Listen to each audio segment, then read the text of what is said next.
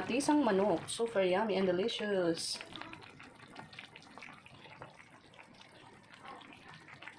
Magandang gabi. Magluluto ako ngayon ng kinamatisang manok. Then guys, nagisa na ako ng sibuyas. Maya-maya, isusunod na natin ang bawang. Ayan na guys, nilagay ko na po ang bawang. Ngayon, isusunod natin ang luya para sa antay-lansa nitong ating manok. Ayan, lutuin lang natin hanggang maluto ang ating sibuyas, bawang at luya. Hanggang sa mag-aroma siya. Ayan guys, okay na itong ating sibuyas, bawang at luya. Susunod na po natin ang kamatis. Dalawang kamatis yan guys. Ayan.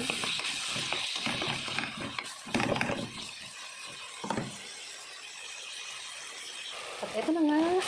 Nalanta na po itong ating kamatis. Ayan. Ngayon maglalagay tayo ng chicken.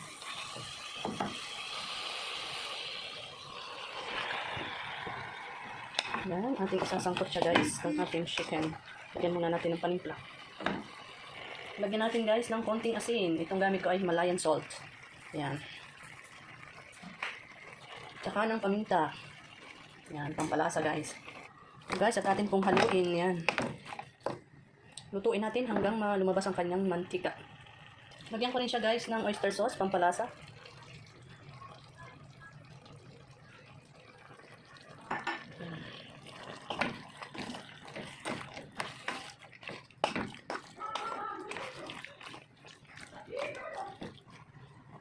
Yan na guys, lagay natin ang tanglad.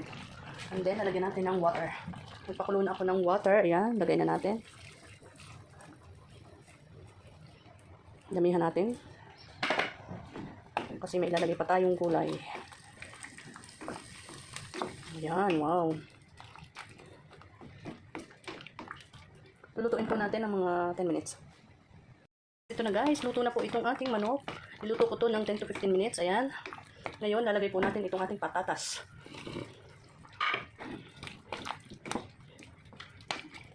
At isusunod na rin po natin itong ating sitaw. Mga gulay guys. Para sabay-sabay na silang maluto. Yan. At panghuli ay itong ating sili. Yan. 3 sili guys yung aking nilagay. Takpan ulit natin. At lutuin ng mga 5 minutes pa. Luto na itong ating sitaw at saka itong ating patatas. Lagay natin itong ating spinach. 2 tali guys itong aking hiniwa-hiwang spinach. Yan. Putol-putol guys.